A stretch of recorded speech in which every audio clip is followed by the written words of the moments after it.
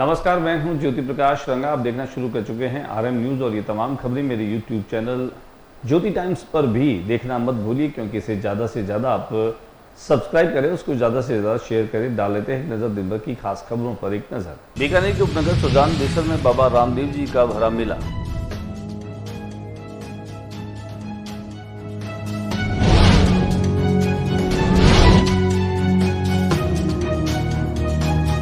Bikana pneumatic society पहली बार 3 दिवसीय मुद्रा उत्सव हुआ शुरू।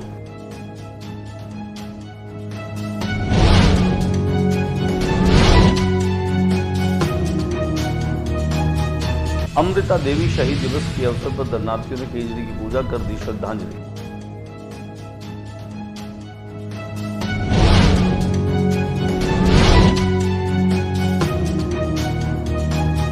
जुलूस से मोहम्मदी के निकालने की इजाजत दी प्रशासन ने।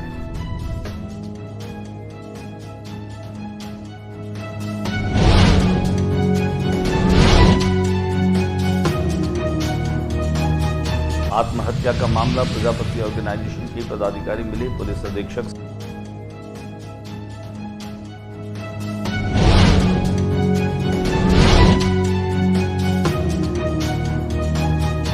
SAREU हिंदी दिवस के उपलक्ष्य में विभिन्न कार्यक्रमों का हुआ आयोजन।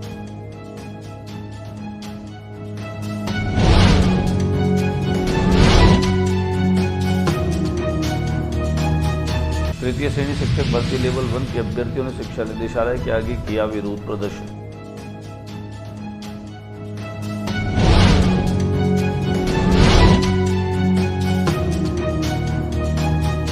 जिला कलेक्टर और पुलिस अधीक्षक रहे पूगल क्षेत्र के दौरे पर विभिन्न कार्यालयों का किया निरीक्षण। रात्रि चौपाल में सुनी जन समस्याएं।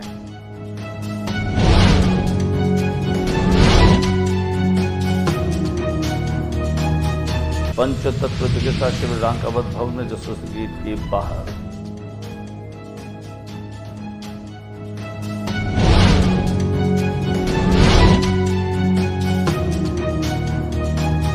भारत अमेरिका संयुक्त युद्धाभ्यास में दोनों देशों के सैनिक बैटल आर्मी फायर का अभ्यास किया जा रहा है।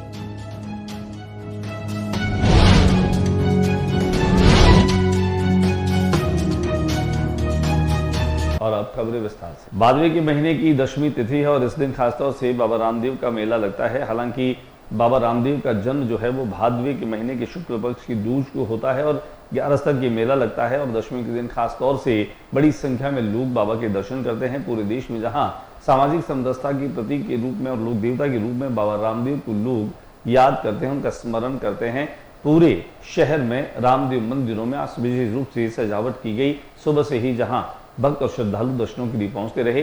बीकानेर के उपनगर सुजान देसर स्थित बाबा रामदेव के मंदिर में दर्शनों के लिए सुबह से ही भक्तों का तांता लगा रहा। लंबी कतारों के साथ में भक्त जो है अपनी बारी का इंतजार करते रहे। कुल मिलाकर के कहा जा सकता है कि इस कलिकाल में बाबा रामदेव जो है वह एक चमत्कारी बाबा के रूप में भी लोगों के बीच में अपनी गहरी आस्था का केंद्र बने हुए हैं। वहीं बीकानेर में खासतौर से सुजान देसर के अलावा भी बड़ा बाजार क्षेत्र में चूनगरों के मोहल्ले में बेनीश्वर बारी के अंदर स्थित बाबा रामदेव मंदिरों को विशेष रूप से सजाया गया। वहीं बटोलाई तलाई के पास में स्थित बाबा रामदेव मंदिर को भी सजाया गया। नत्थोसर गेट के अंदर स्थित बाबा रामदेव मंदिर में विशेष रूप से श्रृंगार किया गया। हमारे कैमरा प्रतिनिधि शंकर सारस्वत ने तमाम रामदेव मंदिरों के आज जो है वह दर्शन अपने कैमरों में कैद किए। हम आपको विजिट करा देते हैं कि किस तरह से बाबा रामदेव के प्रति भक्ति और आस्था का सैलाब शहर में सुबह से ही दिखाई दे रहा था। बीकाना न्यूमेटिक सोसाइटी की ओर से बीकाना उत्सव जो है वह शुरू हुआ। 3 दिवसीय मुद्रा उत्सव गंगाशय रोड जैन पब्लिक स्कूल के सामने अग्रवाल भवन में शुरू हुआ। हजारों प्राचीन सिक्के और नोट का वह समुद्र है जो अपना अपना खास इतिहास में समय काल लिए हुए दर्शकों को चौंका रहा है। विशेष बात यह है कि इनमें 2 से 2,500 वर्ष पूर्व की दुर्लभ मुद्राएं अपनी खास चमक लिए हुए मौजूद हैं। आजादी पूर्व राजा महाराजाओं, मुगल शासक, बादशाह व सुल्तानों के राज में चलन में रही मुद्राओं का आकर्षक तो यहाँ है ही। आजादी के बाद से देश में सिक्कों की विविधता से यहाँ साक्षात्कार होने का मौका मिल रहा है। इस प्रदर्शनी में पत्थर, टेराकोटा व धातु की दुर्लभ मुद्राएं भी हैं। सोसाइटी के प्रेसिडेंट किशन लाल सोनी ने बताया कि देश की धरोहर को सहेजने व स्टूडेंट्स को एकजुट करने के उद्देश्य से सिक्कों की यह प्रदर्शनी लगी है। दिखाते हैं हम आपको इस प्रदर्शनी की कुछ झलकियां। शहीद अमृता देवी की याद में खेजड़ी की पूजा अर्चना की गई और उन्हें श्रद्धांजलि दी। राजस्थान के राज्य में खेजड़ी को बचाने के लिए विश्नोई समाज लगातार आंदोलन कर रहा है। सोलर पार्क की आड़ में लगातार खेजड़ी काटी जा रही है और पर्यावरण बचाने के लिए संघर्ष समिति की ओर से छत्तीसगढ़ में 29 दिन से और बीकानेर में 12 दिन से धरना चल रहा है। आज अमृता देवी शहीद दिवस के मौके पर 363 शहीदों को श्रद्धांजलि अर्पित की गई। श्रद्धांजलि देने के लिए बड़ी संख्या में पुरुष महिलाएं पहुंचे। हमारे यहाँ कलेक्ट्रेट के आगे खेजड़ी बचाओ पर्यावरण बचाओ संघर्ष समिति द्वारा धरना चल रहा है। धरना का 12वां दिन है और हमारे छत्तीसगढ़ भी इसी संघर्ष समिति के द्वारा धरना चल रहा है, जिसको आज 29 दिन हो गए हैं।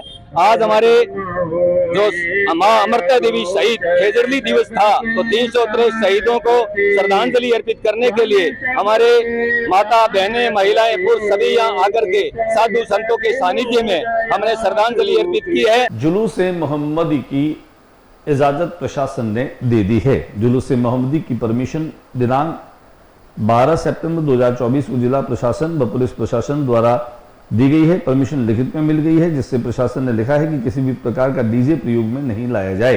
इसके अलावा मोटरसाइकिल प्रयोग भी नहीं दी जाएगी। किसी भी प्रकार की नारे नहीं लगाए जाएंगे। 12 सितंबर 2024 को जिला कलेक्टर ने एक सिस्टम मंडल ने वार्ता कर कलेक्टर जिला नम्रता वैष्णवी को ज्ञापन व जुलूस मोहम्मदी के बारे में विस्तार से जानकारी दी। इस अवसर पर जुलूस से जुड़े अता हुसैन कादरी, अब्दुल सत्तार, अनवर अजमेरी, मोहम्मद असलम साकिर, हुसैन पत्रकार आदि भी शामिल हुए। इसके बाद जिला पुलिस अधीक्षक तेजस्विनी गौतम ने भी शांति व्यवस्था बनाए रखने के लिए वार्ता की। गौतम ने पूरा आश्वासन दिया कि किसी भी प्रकार से इसमें चूक नहीं हो। कि बीकानेर की सरजमीन पर 16 सितंबर को जुलूस मोहम्मदी सल्लल्लाहु अलैहि वसल्लम निकाला जाएगा। उसके तहत आम जनता से अनुरोध है, गुजारिश है कि जुलूस के अंदर मोहब्बत के साथ, इत्तिफाक और इतिहाद के साथ एक इस्लाम का हमें लोगों को पैगाम देना है। हुजूर पाक सल्लल्लाहु अलैहि वसल्लम की सीरत को अमल करते हुए हमें रास्ते पर चलना है, बड़ी शांति के साथ, सुकून के साथ। और जब हमारी निगाहें नीची होगी तो शैतान हम पे हावी नहीं होगा।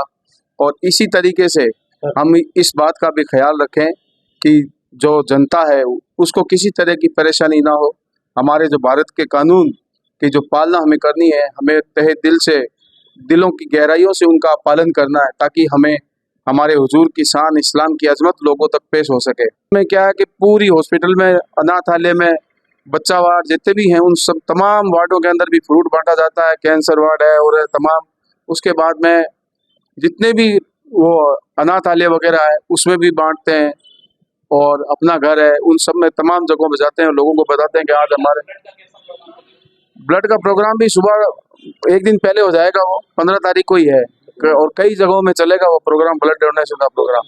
हुजूर की आमद पे ऐसे प्रोग्राम करने चाहिए जिससे लोगों को पैगाम चले कि जिसके छत्तीसगढ़ थाना क्षेत्र के अंतर्गत एक पुलिस हिरासत में व्यक्ति की मौत को पुलिस द्वारा तथ्य छुपाकर मृतकों के परिवार को प्रताड़ित करने के मामले में पुलिस अधीक्षक तेजस्विनी गौतम से दोषी पुलिस अधिकारियों के विरुद्ध कार्रवाई करने की मांग को लेकर भारतीय प्रजापति ऑर्गेनाइजेशन के प्रदेश अध्यक्ष एडवोकेट अशोक प्रजापति और राष्ट्रीय कार्यकारी अध्यक्ष किशन संबाल के नेतृत्व में कुमार समाज का एक प्रतिनिधिमंडल पुलिस अधीक्षक बीकानेर से मिला और छत्तीसगढ़ थानाधिकारी संदीप कुमार और हवलदार रामस्वरूप को तुरंत प्रभाव से निलंबित करने की मांग की।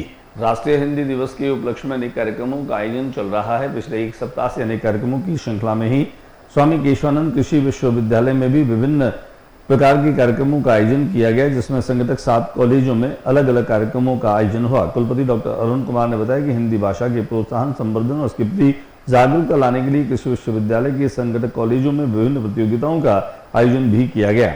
छात्र कल्याण निदेशक डॉक्टर SN दैया ने बताया कि राष्ट्रीय हिंदी दिवस कार्यक्रमों के तहत गुरुवार को SKRU के संगठक 7 कॉलेज, कृषि व्यवसाय और प्रबंध संस्थान बीकानेर, सामुदायिक विज्ञान महाविद्यालय और कृषि महाविद्यालय बीकानेर गंगानगर, हनुमानगढ़, मंडावा व चांद गोठी चूरू में राष्ट्रीय हिंदी दिवस मनाया गया।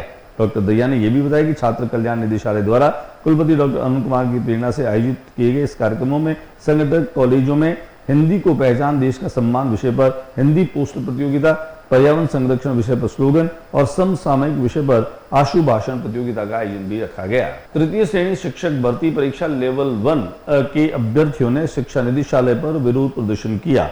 बीकानेर के शिक्षा निदेशालय पर तृतीय श्रेणी शिक्षक भर्ती 2022 के लेवल 1 के अभ्यर्थियों ने प्रदर्शन कर विरोध दर्ज करवाया। पिछले 6 दिन से धरने पर बैठे अभ्यर्थियों ने कहा कि भर्ती प्रक्रिया में रिक्त पदों के लिए प्रतीक्षा सूची हेतु संपूर्ण डाटा शीघ्र RSSB जयपुर भेजा जाए। उन्होंने कहा कि शिक्षा निदेशालय की ओर से 212 रिक्त पदों का डाटा भेजा गया है, जबकि अब भी काफी पद पर डाटा बाकी है, जो कि सरासर अधिकारियों की लापरवाही है। उन्होंने कहा कि जब तक उनकी मांगे पूरी नहीं होती तब तक उनका संघर्ष जारी रहेगा। जिला कलेक्टर नम्रता वृष्णि और पुलिस अधीक्षक तेजस्विनी गौतम जो है वह पूगल के दौरे पर रहे। उन्होंने पूगल क्षेत्र के दौरे के दरमियान खासतौर से कार्यालयों का निरीक्षण किया और रात्रि चौपाल में जन समस्याएं भी सुनी।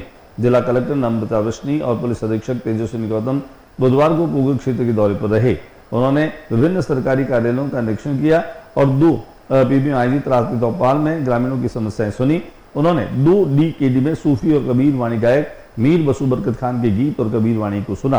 उन्होंने इसकी सराहना की और कहा कि ऐसी लोक कलाओं का संरक्षण जो है उनका प्रयास किया जाए। जिला कलेक्टर ने पूगल उपखंड अधिकारी कार्यालय, तहसील, पंचायत समिति, पुलिस थाने का निरीक्षण भी किया। अधिकारियों को निर्देशित किया कि कार्यालय में प्राप्त प्रत्येक प्रकरण का त्वरित और समयबद्ध निस्तारण किया जाए। इन दिनों भारत अमेरिका संयुक्त युद्धाभ्यास चल रहा है और दोनों ही देशों के सैनिक बैटल हार्डनिंग फायरिंग का अभ्यास कर रहे हैं। माजन फील्ड फायरिंग रेंज में चल रहे भारत अमेरिकी संयुक्त युद्धाभ्यास 2024 में दोनों देशों के सैनिक योगा, व्यायाम और खेल के साथ साथ सामरिक प्रशिक्षण भी ले रहे हैं। युद्धाभ्यास में 5 दिनों में बैटल हार्डनिंग फायरिंग और परिचालन प्रक्रियाओं का अभ्यास किया जा रहा है। संयुक्त राष्ट्र चार्टर के चैप्टर 7 के तहत दोनों देशों की सैन्य टुकड़ियों के बीच किए जा रहे युद्धाभ्यास में युद्ध कंडीशनिंग, आतंकवादी विरोधी कार्रवाई के लिए संयुक्त प्रतिक्रिया, संयुक्त योजना और संयुक्त क्षेत्र प्रशिक्षण अभ्यास शामिल, जो वास्तविक दुनिया के आतंकवाद विरोधी अभियानों का अनुकरण करते हैं। संयुक्त युद्धाभ्यास के दौरान एक दूसरे की युद्ध कौशल, सामरिक नीति, हथियार प्रणाली, संस्कृति से भी परिचय हो रहे हैं।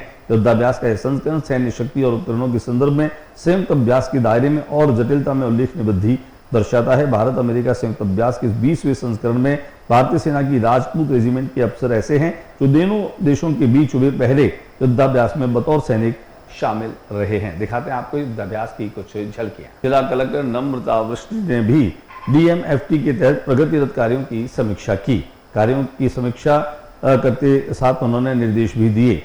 जिला कलेक्टर ने DMFT के तहत विभिन्न विभागों के प्रगतिरत जो कार्य हैं उनकी रिपोर्ट 1 सप्ताह में प्रस्तुत करने के निर्देश दिए हैं। उन्होंने कहा कि विभागों को DMFT के तहत नए कार्य करवाने के लिए प्रस्ताव बनाकर भिजवा दें हैं और वृष्णि ने यह भी कहा कि खनन प्रभावित क्षेत्रों में विकास से जुड़े कार्यों को प्राथमिकता से लिया जाए। आज के बुलेटिन में बस इतना ही। अगले बुलेटिन में नई गतिविधियों के साथ इस इसी चैनल पर फिर मुलाकात होगी। न्यूज रूम से ज्योति रंगा को इजाजत दीजिए और चलते चलते मेरा निवेदन कि मेरा यूट्यूब चैनल ज्योति टाइम्स आप ज़्यादा से ज़्यादा सब्सक्राइब कीजिए, उसको ज़्यादा से ज़्यादा शेयर कीजिए। नमस्कार।